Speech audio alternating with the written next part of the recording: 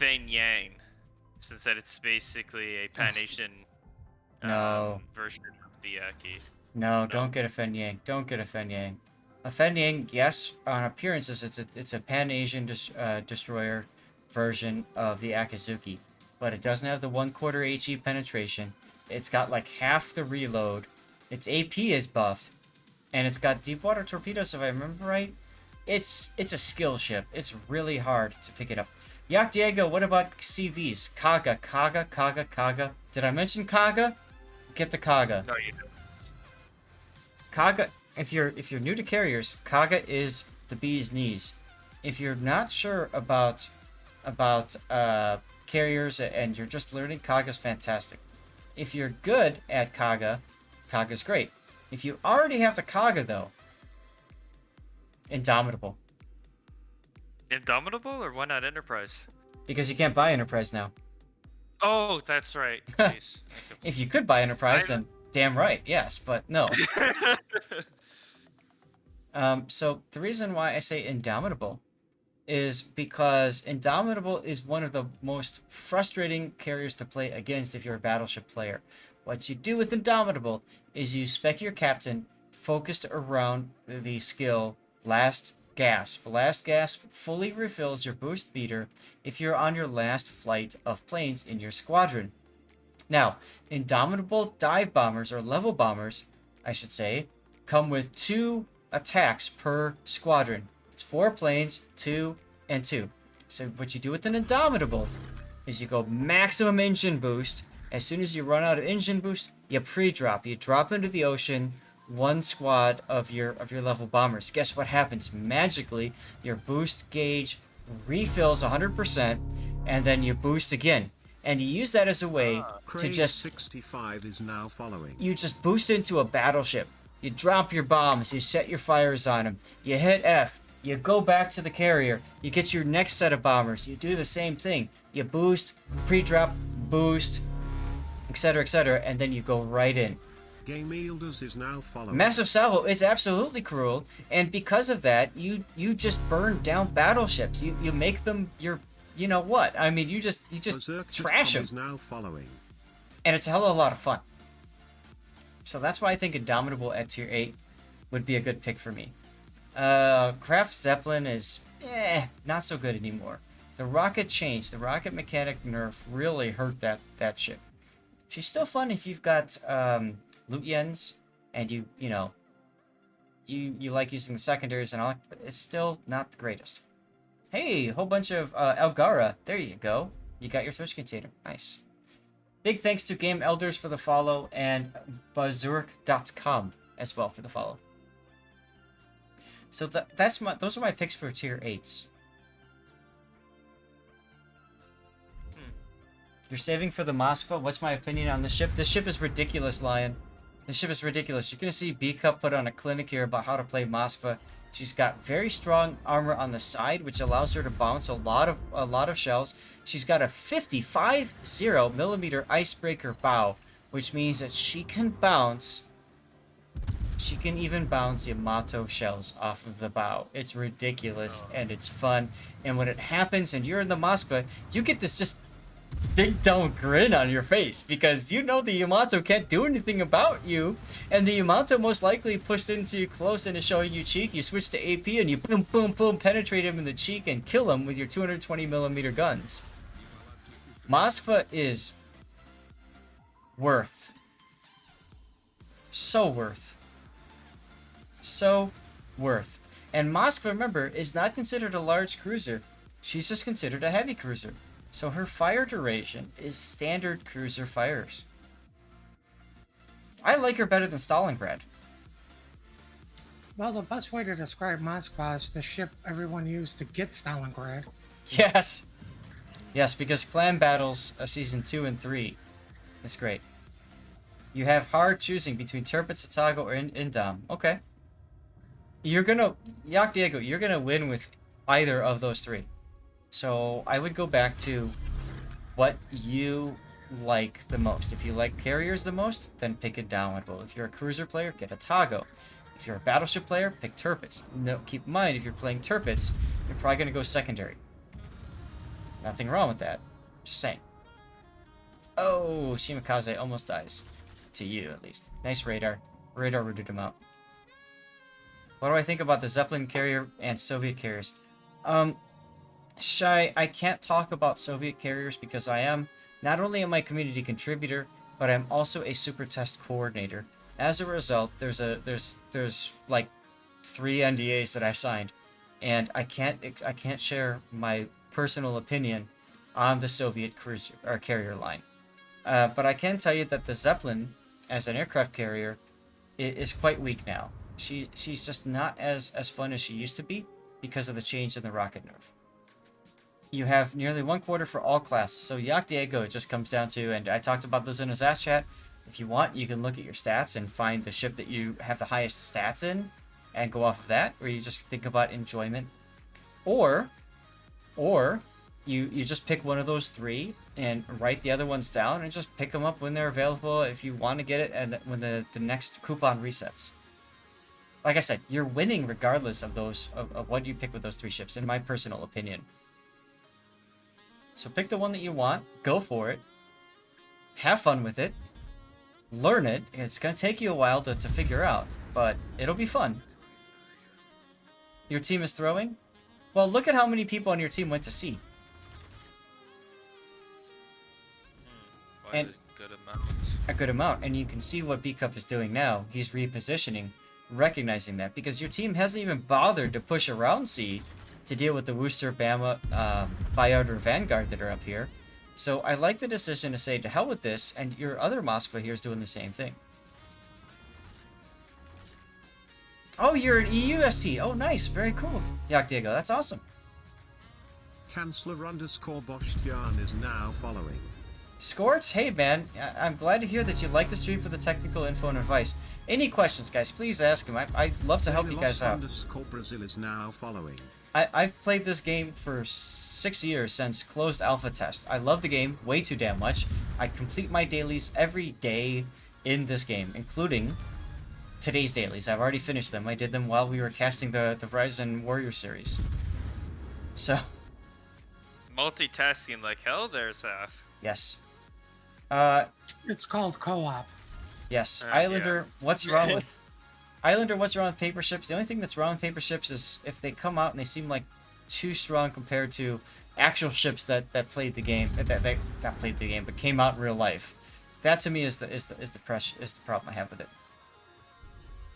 Scortix, all the other streamers just play. I mean, people do what they feel best at. I feel best at, I'm a teacher in real life, I feel best at teaching players how to play the game or how to improve. That's what this channel is all about, dude.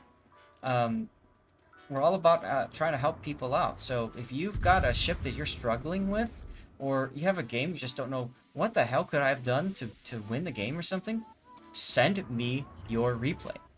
I can't guarantee that we'll cover it, but send it to me and we'll see what we can make happen, guys. I did a ton of replays thanks to being out for the summer. There's my links right there in chat. You can join my Discord, or you can email the link to me. There's also a link to my Patreon if you would like some additional one-on-one attention off stream. The_great_ape is now following. I can help you there as well. Danilos SF Brazil, thank you for the follow, and the Great Ape, thank you as well.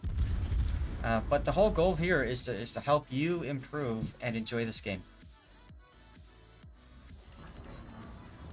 Yak Diego, why can a North American CC be a super tester but not EU? I'm gonna respond with that by saying a whole lot of luck. I have a very special relationship with wargaming. And I think that relationship has helped me be able to remain a super tester while also being a CC. Another way of looking at it is I was both a CC and a super tester before they changed that policy and removed CCs from the super test program. And it's very important to me that I do right by both programs, which is why I'm always very careful with what I say. And I always respect both super testers and CCs very highly. Didn't beta testers get a tier 6 or 7 ship with tier amount they got a tier 4 ship, Artemis Morgan. That was the Arc Beta. Arkansas Beta. Thank you. Tier 4, but it had modules all the way up to tier 10, which was a hell of a lot of fun. Yeah. Yeah. Really? Yeah. Okay, that's a Yeah, you can put the reload tier the last slot, the reload booster, main battery reload booster module on it. Oh my god. Sanctus! Dude, Sanctus, how you doing, man? Best time I have ever had is when Zath covers replays while drinking dirty water. Cheers, dude. I'm out of my one dirty water, but I'm moving to my other. So what's the other dirty water that you have? Maker's Mark. Oh, so good. Maker's Mark. Okay. B Cup says they all focused on B. Well, they did, and you can see what. And personally, Suzuki or B Cup, personally, I don't like turning out like this and going into an over-the-shoulder kiting away approach, although this is generally considered the way when it comes to playing Moskva. The other kind of playstyle that you can have, and let's laugh at a moment. Your Veneto smoked up right within your radar range, so hello. But generally speaking, you're I find Moskva to be a very simple and easy ship to play because you point the bow at the enemy and you reverse. Looking over the shoulder can work too, though, if you're more comfortable in that. When NDA lift on ship for CC for you also, yeah. So Yak Diego, when I talk about ships when the NDA lifts on them, the embargo lifts on them, I'll talk about ships, but I will talk about them as a community contributor. So I will say, here's what the ship is right now. Now I will not talk to people about what the ship used to play like. So I'm not gonna say, oh man, that Vittoria Veneto, I loved it way back when I tested before it got nerfed or buffed or whatever. You know what I mean? Like I'm not gonna talk about my process of testing the ship. Nice Wither. Massive Salva, how do you play Des Moines now with the meta change? I'm not sure what the meta change you're talking about, because to be quite frank, Des Moines is still a ridiculously powerful ship. Find an island, sit next to it, wait for your team to cover one of your flanks, your exposed flank, and laugh as you just, pew pew pew the hell out of whatever it is. But keep that island. Your island is a shield. So think of your... I'm holding up a phone, but it's being blocked out. Think of your phone as your shield. You hold up your shield. That's an island to your right, and you fight on the left of you. That's what you do. You hold that shield up, and you fire on the left, okay? Or you sit to the right of an island, hold your shield, and then fight, on the other side. Oh god, B-Cup. You play DM open water like a Chad. No, you don't.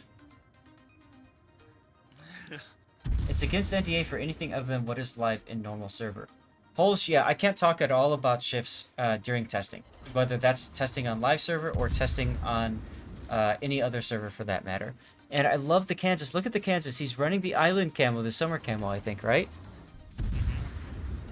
I love putting the summer camo on these big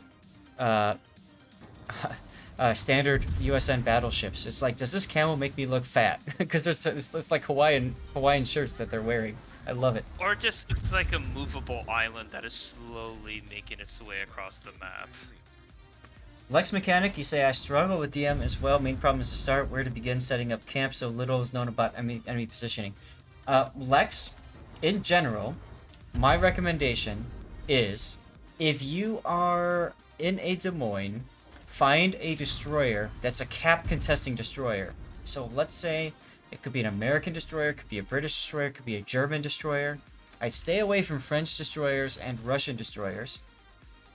But find one of those destroyers and immediately at the start of the battle, communicate with that player and say, hey, I got your back.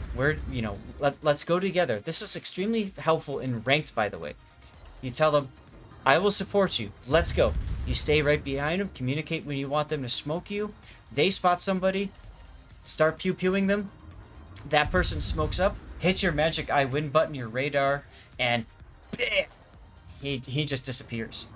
And guess what? You've killed the destroyer. You kept your destroyer alive, hopefully. And that gives your team a massive advantage that you can, most of the time, especially in ranked, you can ride out to victory. So personally, that's what I would do with a Des Moines. Now, if you don't have a destroyer nearby, find a place that allows you. I'm gonna pause for a second. I'm gonna make the minimap bigger. Find a place that gives you the ability to exert pressure on a cap. So if you're on this side, see where this destroyer is dead? I like this spot here in a Des Moines. Okay, your flank is covered from the other side. They have to push all the way around here just to get a shot on your flank or through this channel. Okay. Nobody can really shoot you up from up front, so this is a fantastic spot for a Des Moines. If you spawn on the north, another good spot for Des Moines might be right up here, or far. You just island hop your way forward, essentially, pushing. You can cover the cap with radar. You can pull forward when you need to with your guns, etc., etc., etc. So you're not dependent on a teammate. Watch this. Watch this. One bouncy bounce. You got one pen in the upper belt, and that's it. This is the strat I'm talking about. What B Cup's doing right now. You sit, and you just hit the S key and reverse to your target. There he goes. What would you prefer, old RTS CVs or old RTS CVs with new mechanic of torpedoes or current CVs? Shy, current CVs. And I might piss some of you guys off. I don't know what new mechanic of torpedoes means. RTS carriers. I've done dirty things with RTS carriers. RTS carriers were just... If you knew your stuff, you were great. If you sucked, you really sucked. And to a certain extent, that's still true to this day with the new carriers. But I can't be one-shotted by a new carrier, unless I detonate. I can't be one-shotted by a new carrier post-rework. I totally can get one-shotted in the previous, and I've done it to so many people. I remember I one-shotted a Belfast. He was so salty in the Taiho. Oh god, he was salty. Yeah, exactly, Lex. Find Fem's old videos and you'll see. Come on. Taiho. 3 torpedo bomber squadrons. 2 dive bomber squadrons. Now, your fighters didn't have rockets, so they go off and they do whatever the hell they want to. But drop one torpedo, drop another torpedo, drop another torpedo, dive bomb on top of where the torpedoes hit. GG easy. Look at this booster. Archangelus 1981 is now following. Archangel, thanks for the follow. I think I saw a video once of old RTS carriers, and it was about, like, I think it was a Haku or a Midway versus a Yamato, and he just whittled them down to absolutely nothing in the first less than 5 minutes into the match. Right. And now the Yamato's having fun. Now, what's the difference? The difference is with the rework. With the rework now, now following. your Yamato player is being attacked time after time after time after time again, but there's a little bit of time in between it, so there's that. There's the fact that the carrier is focusing you, the Yamato, and not anybody else in the game. There's that. Generally speaking, rework carriers have gotten a lot less impact on the game. That being said, it's still quite strong. That Wooster, I don't know what he was hoping to accomplish there. By the way, you saw Kuznetsov. We call him OP Zov for a reason. If you don't have Kuznetsov yet, you can buy him for coal in the armory. Get that damn guy. Because what just happened? You saw that procced, immediate damage control, and a heal at the end. If you time that with the last heal on your Moskva or Russian battleship, you just get really difficult to kill. And we saw that happening right there. B Cup, nice job with that Moskva. Thank you for sharing that game. This might be something we covered before. I'm gonna have to see. This is a Salem. Yeah, 30k free heal. Kuznetsov on a CV. I mean, you can put him on a carrier, sure. Oh, on the new Russian line. I didn't think about that. I wonder what that would bring to the table when they're released. Yep, Arabian Sam, that is true. You could also end up losing your planes and being deplaned. Okay, I covered this one last week, guys, so we're gonna kill that because this one's gonna go up on YouTube anyways. So just give me a second while I kill it with fire. And we're gonna do a Holland game. Do a Holland game, that should be fun. You liked being able to burn the CV. That was true. Yes, I covered Jake in a Clay Bear, and I covered him in a Salem. Honing the carrier, that's one of the things that in the old mechanic that I liked. I don't like the new mechanic where there's an auto DCP and stuff like that. I'd much rather have people do it. Major Pain, what would I say to buy with Cole? Kuznetsov. If you don't have these commanders, pick them up. Oh, Coda.